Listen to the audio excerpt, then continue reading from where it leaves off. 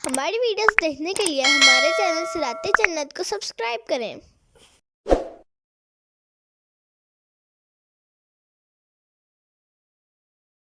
قل أرأيتم إن كان من عند الله وكفرتم به وشهد شاهد من بني إسرائيل على مثله فآمن واستكبرتم۔ تم فرماؤ بھلا دیکھو اگر وہ قرآن اللہ کے پاس سے ہو اور تم اس کا انکار کرو اور بنی اسرائیل کا ایک گواہ اس پر گواہی دے چکا ہے تو وہ ایمان لایا اور تم نے تکبر کیا۔ ان اللہ لا يهدي القوم الظالمین، بے شک اللہ ظالموں کو ہدایت نہیں دیتا۔ تفسیر صراط الجنان یعنی اے حبیب صلی اللہ تعالیٰ علیہ وآلہ وسلم آپ فرما دیں کہ اے کافروں، میری طرف جس قرآن کی وحی کی جاتی ہے اگر وہ حقیقت میں اللہ تعالیٰ کی طرف سے ہو اور تمہارا حال یہ ہو کہ تم اس کا انکار کر رہے ہو جبکہ بنی اسرائیل کا ایک گواہ اس پر گواہی دے چکا ہو کہ وہ قرآن اللہ تعالیٰ کی طرف سے ہے، پھر وہ گواہ تو ایمان لے آیا اور تم نے ایمان لانے سے تکبر کیا، تو مجھے بتاؤ کہ اس کا نتیجہ کیا ہوگا؟ کیا ایسی صورت میں تم ظالم نہیں ہو؟ یقیناً اس صورت میں تم نے ایمان نہ لا کر اپنی جانوں پر ظلم کیا، اور بے شک اللہ تعالیٰ ظالموں کو ہدایت نہیں دیتا۔ جمہور مفسرین کے نزدیک اس آیت میں بنی اسرائیل کے گواہ سے مراد حضرت عبداللہ بن سلام رضی اللہ تعالیٰ عنہ ہیں۔ اس لیے کہا گیا کہ یہ آیت مدنی ہے کیونکہ حضرت عبداللہ بن سلام رضی اللہ تعالیٰ عنہ مدینہ منورہ میں ایمان لائے۔ آپ کے ایمان لانے سے متعلق حضرت انس رضی اللہ تعالیٰ عنہ فرماتے ہیں، جب حضرت عبداللہ بن سلام رضی اللہ تعالیٰ عنہ نے سنا کہ رسول اللہ صلی اللہ تعالیٰ علیہ وآلہ وسلم مدینہ منورہ میں تشریف لے آئے ہیں تو وہ آپ کی بارگاہ میں حاضر ہوئے اور عرض کی، میں آپ سے 3 ایسی چیزوں کے بارے میں سوال کروں گا جن کو نبی کے سوا کوئی نہیں جانتا۔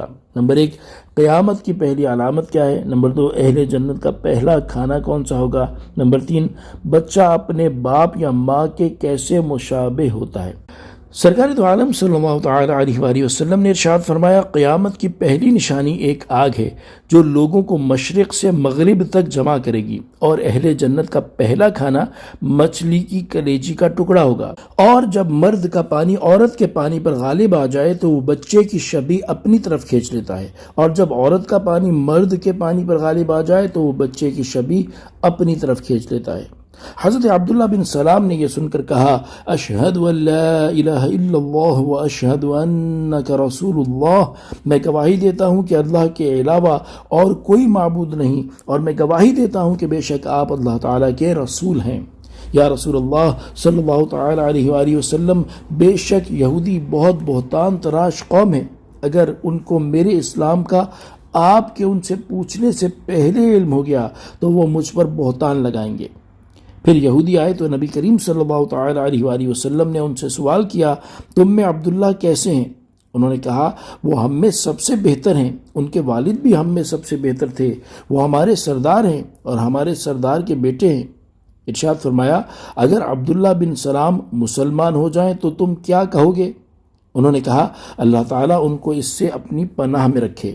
پھر حضرت عبداللہ بن سلام باہر نکلے اور کہا، اشہد ان لا الہ الا اللہ و اشہد ان محمد رسول اللہ۔ تو یہودیوں نے کہا، وہ ہم میں سب سے برے ہیں، سب سے برے شخص کے بیٹے ہیں، اور ان کی برائیاں بیان کیں۔ حضرت عبداللہ بن سلام نے عرض کی، یا رسول اللہ صلی اللہ تعالیٰ علیہ وآلہ وسلم، مجھے اسی چیز کا خدشہ تھا۔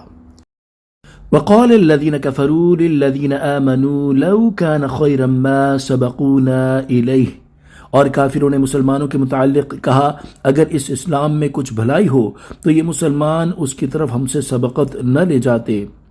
وَإِذْ لَمْ يَهْتَدُوا بِهِ فَسَيَقُولُونَ هَذَا إِفْكٌ قَدِيمٌ، اور جب ان کہنے والوں کو اس قرآن سے ہدایت نہ ملی تو اب کہیں گے کہ یہ ایک پرانا گھڑا ہوا جھوٹ ہے۔ تفسیر صراط الجنان، نبی کریم صلی اللہ تعالیٰ علیہ وآلہ وسلم پر ایمان لانے والوں میں غریب لوگ سر فہرست تھے، جیسے حضرت عمار، حضرت سہیب، حضرت عبداللہ بن مسعود رضی اللہ تعالیٰ عنہم وغیرہ۔ کفار مکہ نے ان کے بارے میں کہا کہ اگر اس قرآن اور دین میں کچھ بھلائی ہوتی جو محمد مصطفیٰ صلی اللہ تعالیٰ علیہ وآلہ وسلم لے کر آئے ہیں تو یہ غریب مسلمان ہم سے پہلے اسلام قبول نہ کر لیتے۔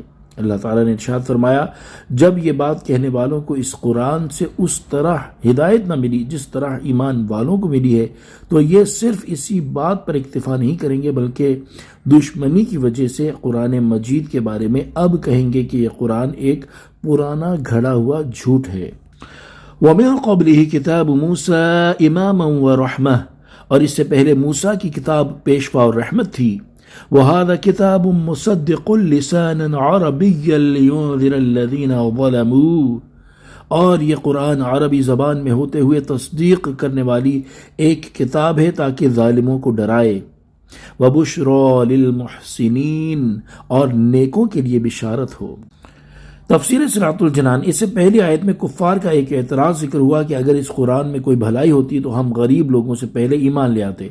یہاں اس اعتراض کا رد کیا جا رہا ہے۔ چنانچہ اس آیت کا خلاصہ یہ ہے کہ کفار کی یہ بات کس طرح درست ہو سکتی ہے، حالانکہ قرآن مجید سے پہلے حضرت موسیٰ علیہ السلام پر تورات کا نازل ہونا اور اس کتاب کا اللہ تعالیٰ کے دین کی پیروی کرنے والوں کا پیشوا ہونا اور اس پر ایمان لانے والوں اور اس کے تقاضوں کے مطابق عمل کرنے والوں کے لیے رحمت ہونا انہیں خود تسلیم ہے۔ اور یہ قرآن جس کے بارے میں کفار مکہ ایسی بےہودہ گفتگو کر رہے ہیں، اس کی شان تو یہ ہے کہ یہ عربی زبان میں حضرت موسیٰ علیہ السلام کی کتاب اور تمام آسمانی کتابوں کی تصدیق کرنے والی ایک کتاب ہے جو اس لیے نازل ہوئی تاکہ ظالموں کو ڈرائے اور نیکوں کے لیے بشارت کا ذریعہ ہو۔ صلو علی الحبیب صلی اللہ تعالی علی محمد صلی اللہ تعالی علیہ وآلہ وسلم۔